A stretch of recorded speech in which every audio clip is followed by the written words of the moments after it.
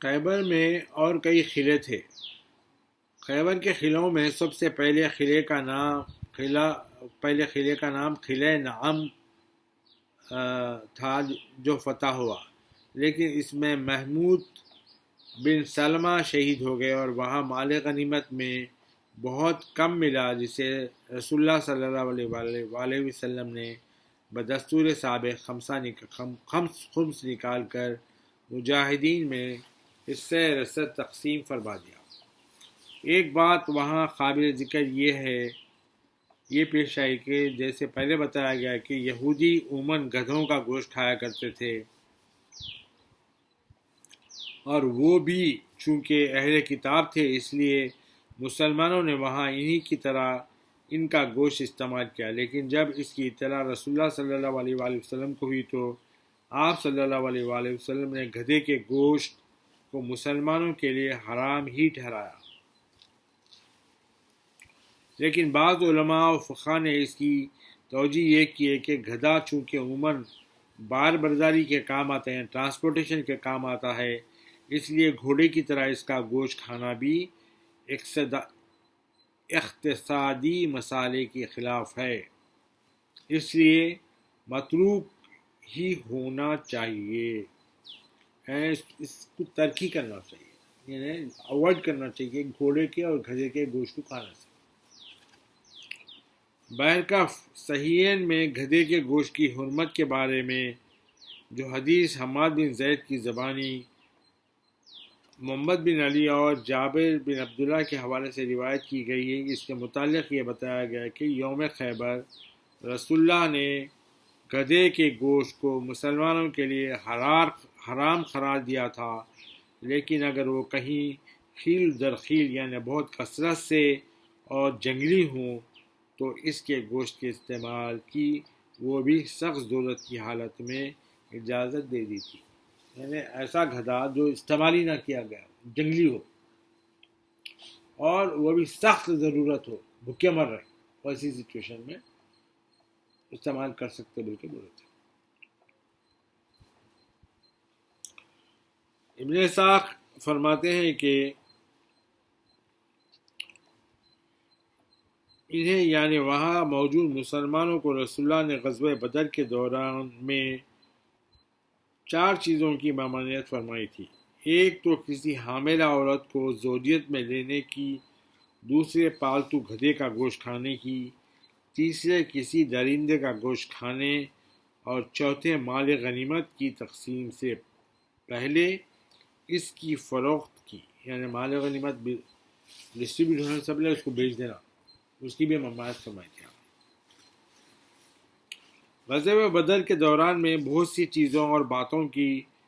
حرمت کے بارے میں احادیث نبوی کی روایت میں کافی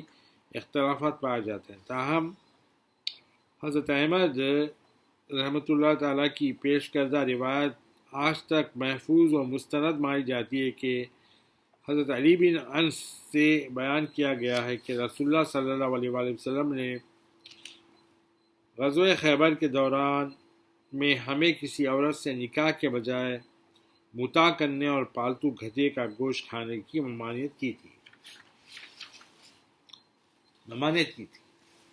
متع کرو نہیں بولے تھے، ممانعت کی تھی۔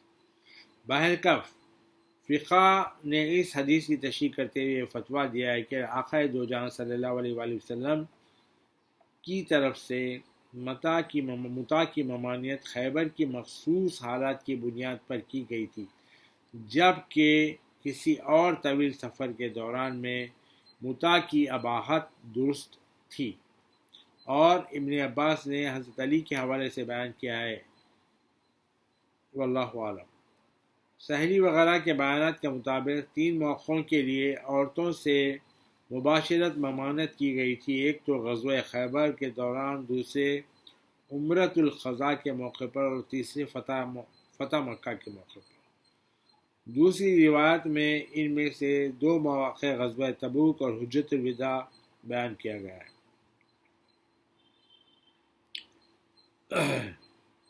مجاہدین اسلام نے خیبر کے کئی دوسرے قلعے فتح کیے تو انہیں وہاں سے مال غنیمت کچھ بھی نہیں ملا تھا، جو رسول اللہ تقسیم فرماتے، لیکن آخر میں جب خیبر کا عظیم ترین قلعہ فتح ہوا جس کے محاصرے میں 10 دن لگے تھے، تو وہاں سے کثیر مال غنیمت کے علاوہ کھانے پینے کی اشیاء بھی بڑی مقدار میں ملی تھی۔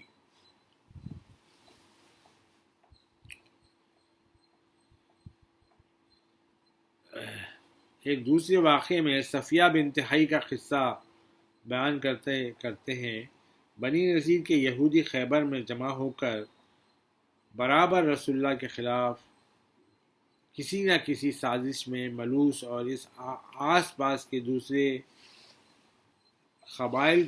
کو بھی مدینے کے مہاجرین اور انصار کے خلاف ابھارتے رہتے تھے۔ اس لیے آپ کو لامحالہ ایک روز ان سے دو ٹوک فیصلہ کرنے کے لیے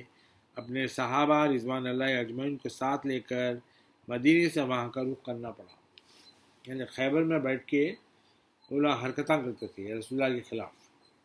تو فائنلی کچھ نہ کچھ کرنا ہے لوگا بول کے وہاں سے مدینے سے خیبر کو آئے تھے۔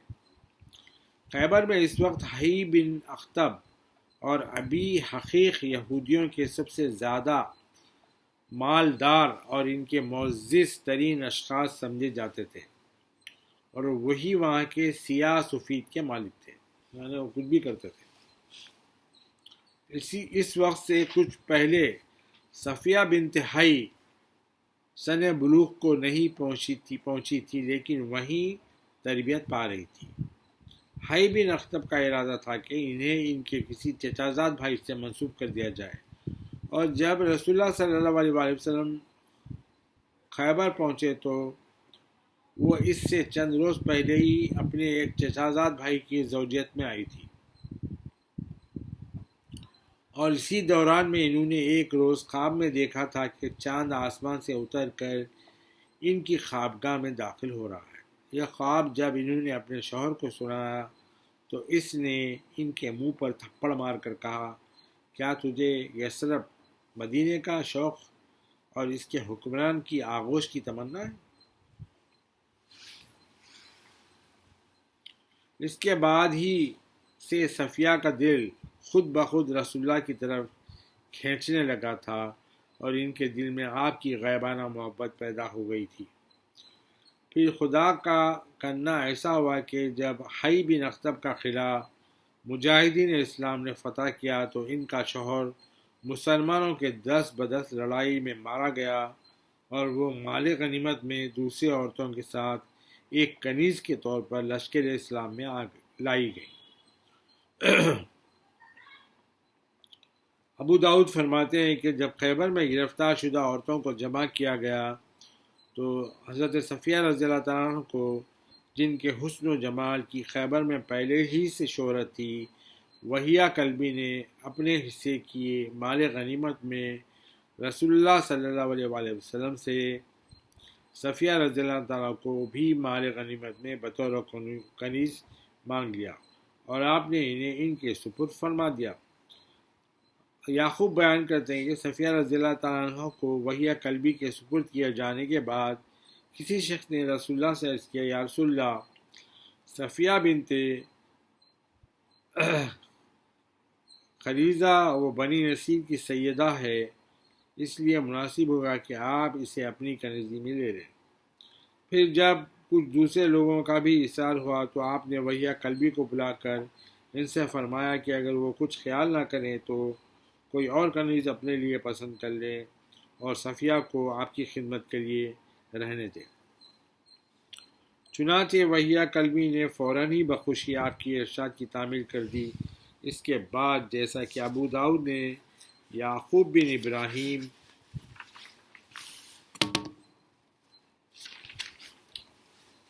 ابن علیہ کی زبانی عبدالعزیز ابن انس کے حوالے سے بیان کیا ہے کہ رسول اللہ صلی اللہ علیہ وسلم نے صفیہ بنت حی ابن اخطب رضی اللہ تعالیٰ عنہ کو ان کی عدت گزرنے کے بعد ان کی مرضی معلوم کر کے اور انہیں آزاد کر کے اپنی زوجیت میں لے لیا تھا۔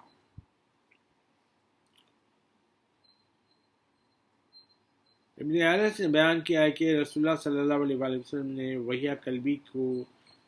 صفیہ رضی اللہ تعالیٰ کی باقاعدہ قیمت ادا کر کے لیا تھا اور پھر انہیں آزاد کر کے انہیں اپنی زوجیت میں داخل کیا تھا،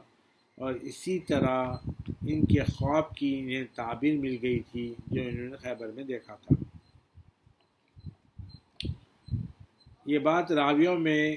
متنازع ہے کہ صفیہ رضی اللہ تعالیٰ کا بھی ام المومنین کہلائیں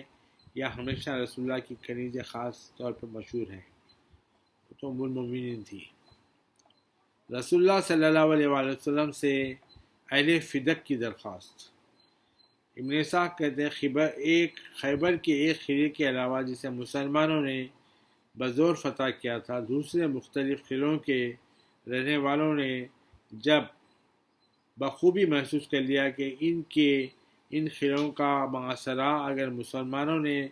مزید اسی سختی سے جاری رکھا تو ان کی ہلاکت میں کوئی شک نہیں، تو انہوں نے رسول اللہ صلی اللہ علیہ وآلہ وسلم کی خدمت میں پیغام بھیجا کہ اگر ان کی جان بخشی کر دی جائے تو وہ اپنے قلعوں کے دروازے کھول کر ہتھیار ڈالنے اور خود کو گرفتاری کے لیے پیش کرنے کے لیے تیار ہیں۔ اس کے علاوہ وہ اپنا سارا مال و متاع بھی آپ کی خدمت میں پیش کر دیں گے۔ چنانچہ رسول اللہ صلی اللہ علیہ وآلہ وسلم نے ان کی درخواست منظور کر لی۔ مذکورہ بالا قلعوں کے علاوہ قلعہ فدق والوں نے بھی رسول اللہ کے سامنے یہی درخواست پیش کی، لیکن چونکہ ان کے قبضے میں زرعی زمینوں کے ساتھ سرسبز شاداب باغات بھی تھے، اس لیے ان کے سامنے یہ شرط پیش کی گئی کہ وہ اپنی ان زمینوں کے باغات کی سالانہ آمدنی کا آدھا حصہ مدینے بھیجا کریں گے، جو انہوں نے بطیب خاطر قبول کر لی۔ اس لیے ان کے قلعے کا سب مال و اسباب جوں کا توں رہنے دیا گیا۔ فدق کے پڑوس میں ایک اور قلعہ باقی رہ گیا تھا، اس کے باشندوں نے یہ شرط مان لی تو دونوں قلعوں میں ایک مسلمان حاکم مقرر کر دیا گیا جو ان قلعوں والوں میں سے ہر ایک سے ان شرائط کی پابندی کرائے اور ان کی مالی انتظامات اپنے ہاتھ میں رکھے، یعنی فائنانس کنٹرول اپنے ہاتھ میں رکھے۔ ایک اور واقعے میں مہاجرین حبشہ کی واپسی کا ذکر ہے، جیسا کہ پہلے بیان کیا جا چکا ہے۔ جن لوگوں نے رسول اللہ صلی اللہ علیہ وآلہ وسلم کے حکم سے مکے سے حبشہ کو ہجرت کی تھی، ان میں بعض نے حضرت صلی اللہ علیہ وآلہ وسلم کی ہجرت مدینہ کے بعد مکے کی طرف مراجعت کے بعد مدینہ کو ہجرت کی تھی، جن میں حضرت زینب بنت رسول اللہ اور ان کے شوہر بھی تھے۔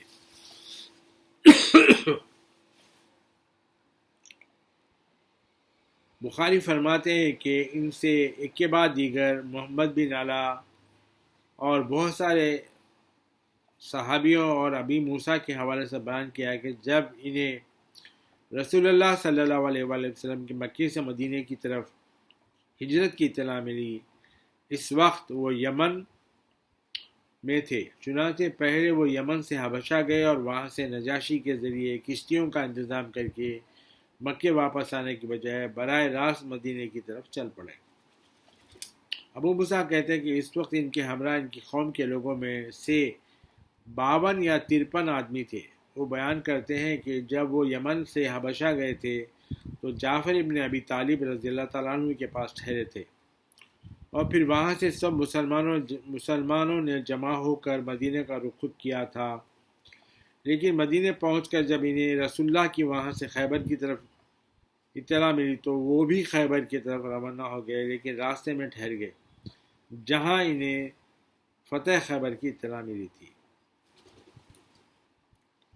ابو موسیٰ مزید بیان کرتے ہیں کہ جب ان کا اور ان کے ساتھیوں کا کچھ فاتحین خیبر سے آمنا سامنا ہوا تو وہ بولے کہ چونکہ انہوں نے مکے سے رسول اللہ صلی اللہ علیہ وآلہ وسلم کے فوراً بعد مدینے کو ہجرت کی تھی،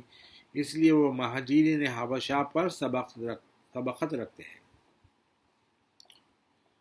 ابو موسیٰ کہتے ہیں کہ ان کے ساتھ اسماء بنت عمیس بھی تھیں۔ ان کے بارے میں حضرت عمر نے پوچھا کہ آیا وہ حبشی تھی یا بحری؟ اس پر اسما غضبناک ہو کر بولی، آپ لوگ رسول اللہ کے ساتھ رہ کر آرام سے کھاتے پیتے اور چین کرتے رہے، جبکہ ہم حبشہ میں مصائب جھیلتے رہے اور سب کچھ ہم نے اللہ اور اس کے رسول کے لیے کیا، پھر بھی آپ لوگ خود کو اول مہاجرین خیال کرتے ہو اور اپنے آپ کو ہم پر ترجیح دیتے ہو۔ میں اللہ کو حاضر ناظر جان کر کہتی ہوں کہ میں جب تک رسول اللہ صلی اللہ علیہ وآلہ وسلم سے یہ باتیں عرض نہ کر لوں کچھ کھاؤں گی اور نہ پیوں گی۔ البتہ میں کوئی بات بڑھا چڑھا کے آپ صلی اللہ علیہ وآلہ وسلم سے عرض نہیں کروں گی۔ پھر جب رسول اللہ صلی اللہ علیہ وآلہ وسلم خیبر سے واپسی پر وہاں تشریف لائے جہاں یہ مہاجرین حبشہ ٹھہرے تھے، تو اسما بنت امیس رضی اللہ تعالیٰ عنہ نے آپ صلی اللہ علیہ وآلہ وسلم سے شکایتاً عرض کیا، یا رسول اللہ، عمر نے مجھے ایسا ایسا کہا تھا۔ رسول اللہ صلی اللہ علیہ وآلہ وسلم نے اسما سے دریافت فرمایا، اور تم نے انہیں کیا جواب دیا تھا؟ تو اسما بنت امیس رضی اللہ تعالیٰ نے عرض کیا، میں نے انہیں ایسا ایسا جواب دیا تھا۔ اس پر رسول اللہ صلی اللہ علیہ وآلہ وسلم نے ارشاد فرمایا، نہ عمر کو تم لوگوں پر کوئی ترجیح ہے اور نہ تمہیں ان پر کوئی فضیلت۔ مہاجرین کی حیثیت سے تم سب لوگ برابر درجہ اور ہر حق رکھتے ہو، جبکہ تم لوگوں نے تو وہاں 2 بار ہجرت کی ہے۔ ابن اسحاق کہتے ہیں کہ جو مہاجرین حبشہ سے لوٹے تھے ان میں سب سے پہلے آنے والے جناب جعفر بن ابی طالب اور ان کے 16 ساتھی تھے، اور وہ سب خیبر گئے تھے۔ حضرت جعفر بن ابو طالب ہاشمی اور ان کی بیوی اسما بنت امیس، جعفر کے بیٹے عبداللہ جو حبشہ میں پیدا ہوئے تھے، خالد بن سعید بن امیہ اور ان کی بیوی آمنہ اور ان کا بیٹا سعید جو دونوں ہی حبشہ میں پیدا ہوئے، خالد کے بھائی عمرو بن سعد ابن العاص اور مصعب بن ابی فاطمہ وغیرہ۔ ابو موسیٰ اشعری نے ان میں یعنی حبشہ سے واپس آنے والوں میں جو نام اضافہ کیے ہیں وہ یہ ہے: آل عتبہ بن ربیعہ کے حلیف عبداللہ بن قیس، اسود بن نوفل اور عبد الشجیل الابدری جن کی بیوی ام حرملہ بنت عبد الاسود حبشہ میں وفات پا گئی تھی۔ جہم کے بیٹے عمرو، جہم کی بیٹی خزیمہ حبشہ میں انتقال کر گئی تھی۔ ابن اسحاق نے اس سلسلے میں اپنی فہرست میں جو نام دیے ہیں ان میں سے، جیسا کہ بخاری کے حوالے سے پہلے بتایا جا چکا ہے کہ ابو موسیٰ اشعری کے علاوہ اشرعین میں سے ان کے بھائی ابا بردہ اور ان کے چچا ابا عامر نیزان کے دیگر عزیزوں میں بھی کے نام بھی دیے تھے۔ ابن اسحاق نے ان مہاجرین کے علاوہ جو دوسرے لوگ غزوہ خیبر میں شریک نہیں تھے لیکن مال غنیمت کے دعوے دار تھے، ان پر بھی تفصیلی گفتگو کی۔